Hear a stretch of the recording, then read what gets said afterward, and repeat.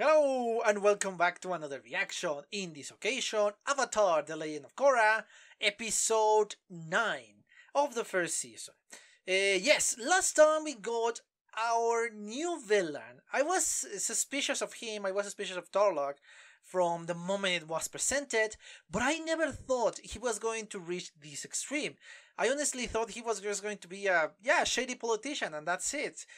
But he went full on villain. Oops, he went full on villain on the last episode by attacking first obviously the citizens of his own city, the friends of Korra, and Korra herself. And now she captured her, and he is taking her away to I don't know where. So yes, the escalation on the last episode was just amazing. Again, I thought it was just going to be a kind of relaxed episode. Then bam, that happened. It is intriguing, it is fascinating, and it's honestly wonderful because this makes it for a better show, a more exciting show. So yeah, from my perspective, this is fucking awesome. From the perspective of the characters, yeah, it sucks to be them, honestly. There is a lot of stuff that sucks for them because, again, all the political ploys that we have here, we are dealing with two different type of enemies. The one that wants power or perhaps revenge, as I said my theory in the last reaction, and the one that wants, I don't know, revenge or power. Okay, yeah, kind of similar. Their goals possibly are kind of similar, but their methods are, oh god, they're kind of similar. Yeah. Anyway, there are two different type of. There are two villains. We have two villains. That is the point of the argument that I'm trying to say. But anyway, yes, I don't think you're here to just hear me rambling. Let me just quickly remind you that please consider a subscription if you are not subscribed already. Give me a thumbs up if you enjoyed the video, and leave a comment so I know what you think about the reaction that you're about to watch, or the commentary that possibly you're about to watch too. Anyway, remember that the link in the description is for the reaction alongside with my Patreon and my Twitter. So, I think that's it. Let's just cut the presentation short and watch the video, shall we?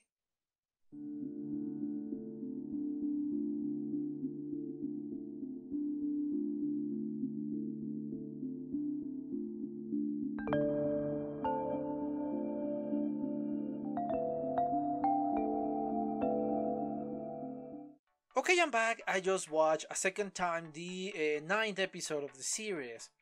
And yes, we can divide this episode into the past and the present. Obviously, in the past, we got this criminal, we got this mob boss that just was able to bloodbend.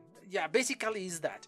Because it was reserved only on the full moon. This is something that we knew from the last series. But obviously, again, if it's like the normal world, you're going to find people like this. You're going to follow evolution. You're going to find anomalies. So yeah, it's normal, and enough years have passed for this ability to be developed. So again, I don't know if they are related to the old lady that we saw before.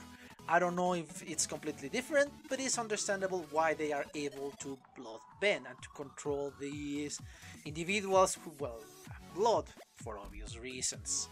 So, yes, it was. I did not expect that, but it's not uncommon. It's not out of the ordinary. Well, it's not out of the ordinary, but it's plausible. I think that is the best way to describe it. Plausible.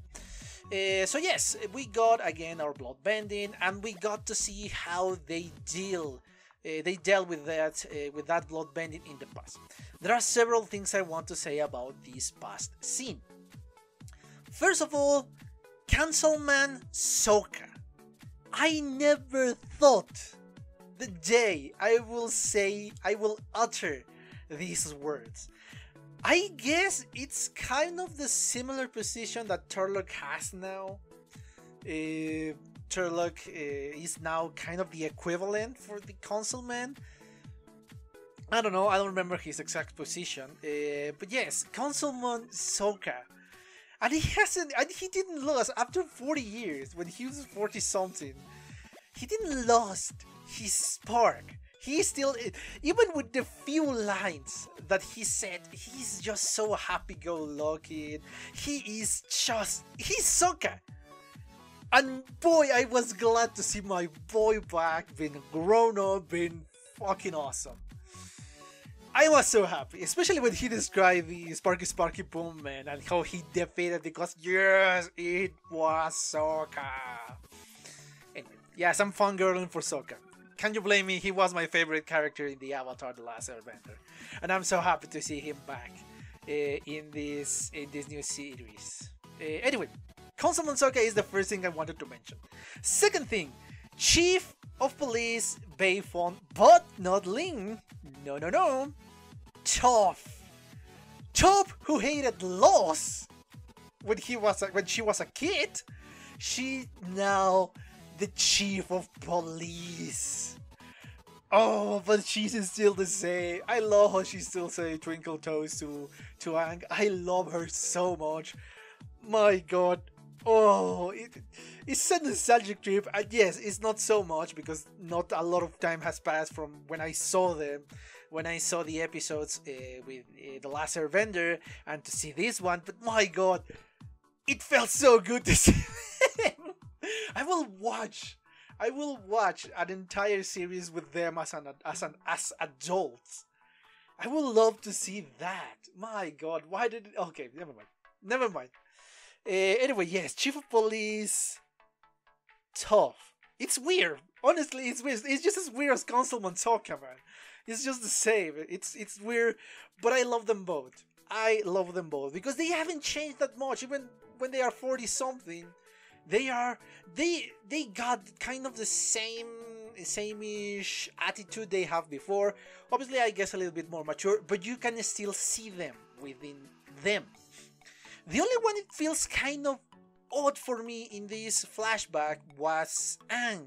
I don't know, I feel he's way too rigid. I think he should be more relaxed, but perhaps for the situation, perhaps because he saw just how much of a danger this guy was, Yakon, how much of a danger he was, so that's why he was so serious.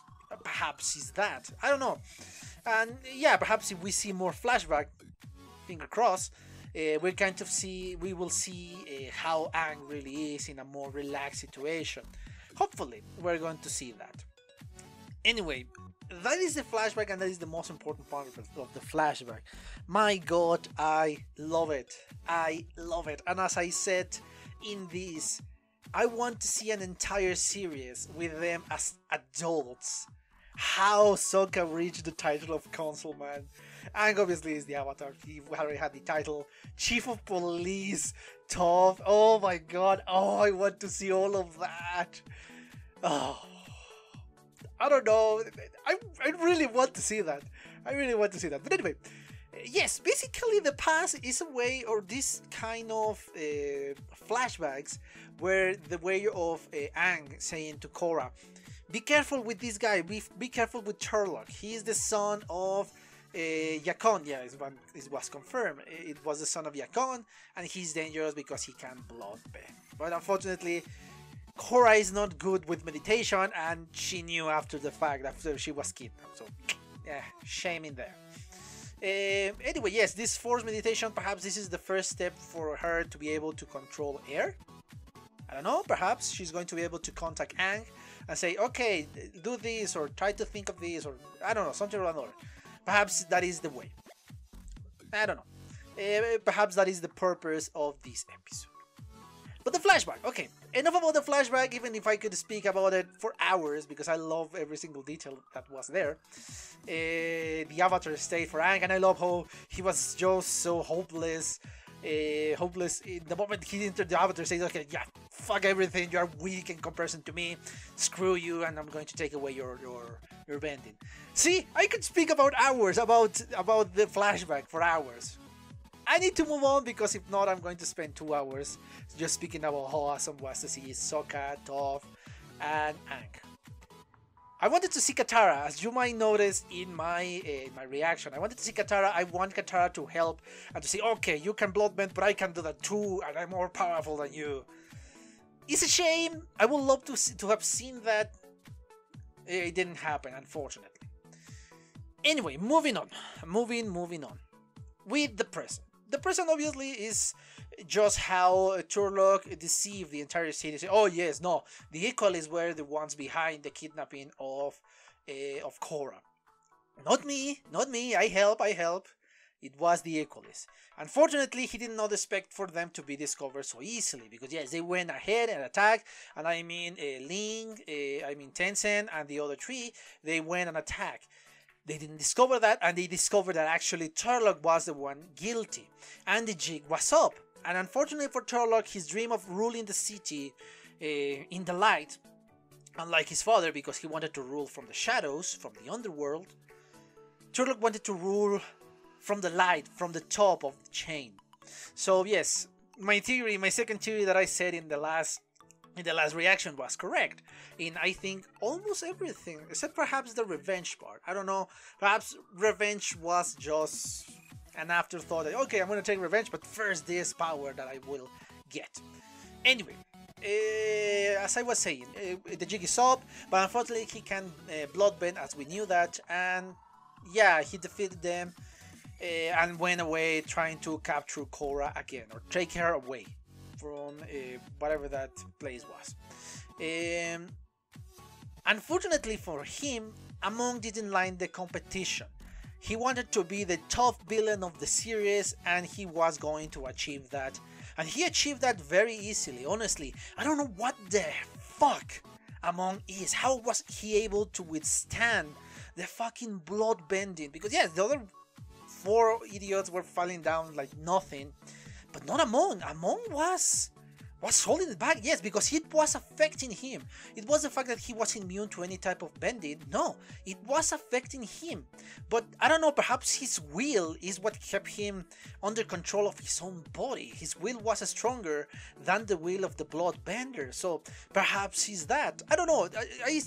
I'm expecting an explanation. Hopefully it's going to be a satisfactory explanation about why Amon is able to withstand such thing. And he defeated Turlock quite easily, because yes, when he was close, he just beat the crap out of him and took away his bending. Without his bending, he's useless. He's just another human being, and he's not very good at fighting. Not just as good as Amon, because Amon he's a beast. I have to accept this. I have to accept that Amon is pretty good at fighting. And now I can see that he has an amazing willpower. And when everything was going to shed, because oh no, he's going to capture Korra too. No, the idiots made a mistake. Korra was pretty smart, and yeah, you can see that he's very physically capable, because good lord, the amount of time she was holding in that box, man. Yeah, and she attacked and she ran away because she knew that in this moment Amon was stronger than her. So it's understandable as to why this happened. So she ran away, and fortunately Naga found her and everybody was found. There are small elements here that perhaps is not that much of a mention, but well, it's not that important, but it's worth mentioning, because in the last episode we started to see the element of jealousy between this love triangle that now officially is just a love triangle, and we're starting to see the reaction of the female part of the one of the female parts of the triangle. Yes, we're starting to see this element of jealousy. I don't know how this is going to grow. I don't know the importance that this is going to have in the future. I did not mention it in the last reaction, in the last commentary, because I didn't thought it was important. I honestly thought it was, yeah, sure, we can see the jealousy, but that's it. But here we're starting to see that this is going to be an important element for the series, or at least important for a few episodes. So that's why I mentioned it. I don't know how important it's going to be. Honestly, it's not something that I care much about, not in this case. I'm a shipper.